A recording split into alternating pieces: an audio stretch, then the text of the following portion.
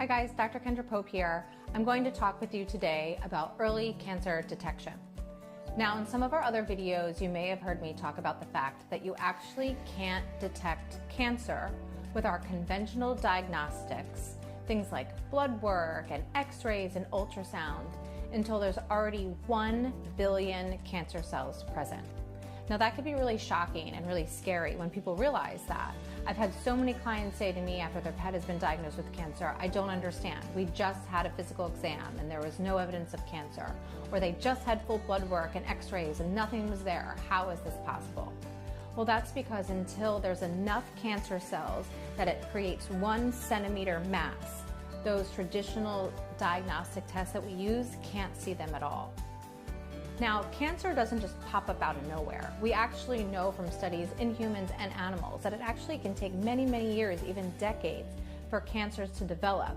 So what is happening during that time when those cancer cells start and when they're detectable by our diagnostics that are changing? And is there anything that we can do to identify those changes earlier so that we know that that's the direction that we're heading? Now, this is where it's really important to kind of shift your thought about cancer and shift it away from thinking of it as this disease that's in this little box. When we treat cancer conventionally, we think about treating the disease, the osteosarcoma, the lymphoma, the hemangio, the mast cell tumor. We think about treating the disease like it's external. We think about removing it from the body, about using chemicals to eliminate it, using radiation to kill those cells. But what cancer really is not a separate problem from the body. It's the own cells that have gone out of line and unbalanced to develop these cancerous masses. And it's a systemic problem, a problem of the whole body. And so the analogy that I always like to use is from a very famous human integrative oncologist, where he said, think of cancer like a weed. And so what we do is we think of that weed in the soil, and it's the conventional cancer treatments like chemotherapy and radiation and surgery that address the weed. They either cut the weed out, they burn the weed out, or they poison the weed out. But it's the integrative options, it's those natural holistic therapies that think about the soil. Because if the soil is really healthy, you're never going to grow weeds in the first place. And even if the soil gets unhealthy and grows weeds, you're never going to prevent the weeds from coming back unless you address the soil. So it's always the dirt, the garden, that we're talking about with these natural therapies and with these early detection. Because if you can catch the soil changing and you can catch what's happening in the garden before the weeds start to grow, that's where you can do true early cancer detection and even have the time to kind of reverse some of those processes. So what are the tests or those systems that we look at to evaluate the health of the soil?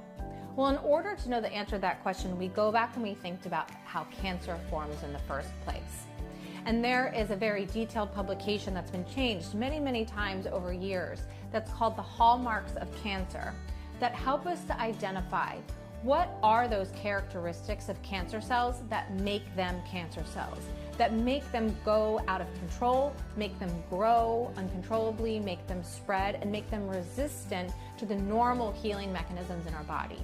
Now, there's a couple of things that come up time and time again when we think about those hallmarks. And these are the systems that we're going to be evaluating to make sure that they're functioning optimally and exactly how we want them to.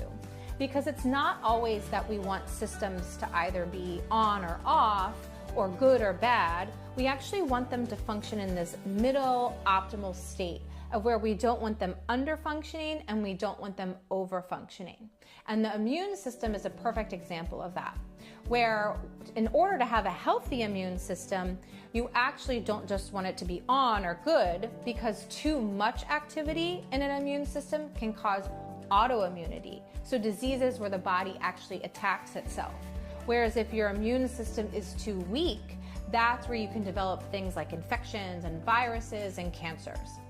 So the hallmarks and the characteristics that we're going to be looking for in this soil testing are absolutely related to the immune system. The immune system is one of the most important factors in cancer prevention because there are so many innate capabilities already within our animals' healthy bodies that allow for them to detect cancer cells and destroy them all the time. The changes that happen to cells that cause cancer are actually very normal. They're part of living in the modern world, they're part of aging. And so it's something that already is happening in our body, the formation of cancer. And our body knows how to control that. Our immune system already has cells that are programmed to identify those cancer cells and kill them. So this is something that they do on a daily basis. It's when that immune system is weakened or that immune system is otherwise compromised or even distracted by other infections and other problems that it then is not able to address the cancer cells as normally as possible. The second factor that we're going to be evaluating for is inflammation. Inflammation is something that we know is always linked to chronic disease and cancer. And that's because inflammation causes a lot of distraction and damage to the immune system. We know it plays a negative role in the immune system functioning normally. We also know that inflammation causes a lot of changes to the normal function of all of our tissues that prevent them from working normally. And unfortunately, inflammation is something that very commonly happens because of our modern lifestyle, the chemicals in our environment, our modern diet, our lack of activity and sedentary lifestyle. And so inflammation is something that comes up time and time again as a root cause to all chronic diseases, including cancer, and is a major factor of something that we're looking for. Another factor that we're going to be looking for and evaluating is pathways of detoxification. Now, when people hear the word detox, they think of things like juice cleanses or maybe other types of protocols that are used, but really what we're talking about is those already built-in systems of elimination and toxins that we have in our body. Now, that would include the liver, which is the one that we think about the most commonly, but it also includes our lymphatic system. It includes our skin, actually, and even in our pets that are covered in fur, they still have areas that they can detox from, like their paws. It includes our lungs, that's a detox organ, bowel, urine, and kidneys. So we actually have many other organs of detoxification that are really important. And for lots of different reasons, these may not function optimally. So if that's true, as you can imagine, the body is not going to be detoxifying normally. So being able to identify the function of those detox organs and how healthy they are is going to allow us to make sure that the body is eliminating toxins appropriately. Now, going along with detoxification is toxin burden. Now, it may be difficult or scary to think about how many toxins we are exposed to on a daily basis, but in our modern lifestyle these days, they are very common, and many of these toxins can behave as carcinogens or cancer-causing agents if administered in high enough doses over long periods of time. And this is why it's so important that our detox pathways are working because of how many of these we are exposed to. Now, the thing about them is there's actually a fair amount of diagnostic tests that can be run now, either on feces, urine, even fur, that help us to identify some of these common toxins in the environment and get a sense of how many and what the burden is in our pets. Because some of our pets, just like us, may do a really good job of detoxing them out, and even if they're exposed to them, they can eliminate them. Other animals, just like humans, may have changes in their genetics or their environments or health reasons about why some of their detox organs don't function 100%, where these toxins can build up and build up. And over time, they can actually cause organ dysfunction, they can weaken the immune system, and they can lead to chronic diseases like cancer. Now, all these diagnostics are a really interesting topic and can really help you to hone in on your pet's specific health and what their specific needs are.